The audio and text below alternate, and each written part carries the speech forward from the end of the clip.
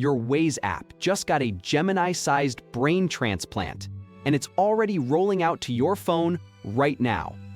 Yeah, the little app that yells at you about a pothole is now powered by Google's smartest AI. On Monday, July 13th, Google dropped its biggest Waze update in ages. A whole stack of AI features, and nearly all of it aims at one target, making Apple Maps and even Google Maps sweat.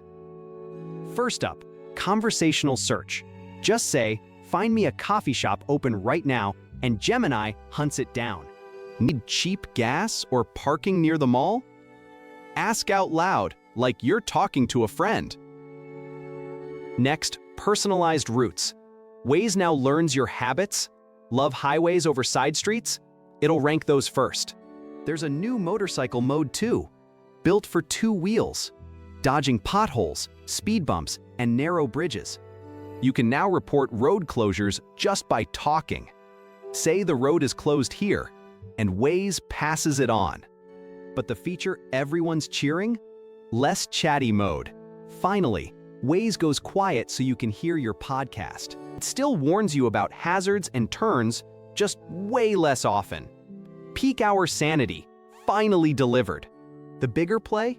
Google is cramming Gemini into everything, turning a navigation app into a talking co-pilot. Most of it is global right now. Motorcycle mode rolls out in 7 countries first, with more on the way.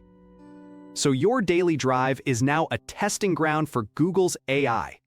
Super handy, but it's watching your habits. We'll track which features actually land on your phone. Subscribe so you're first to know. I'm the Tech Bard. This video's AI generated with human guidance and quality control. If something's off, tell us in the comments so we improve.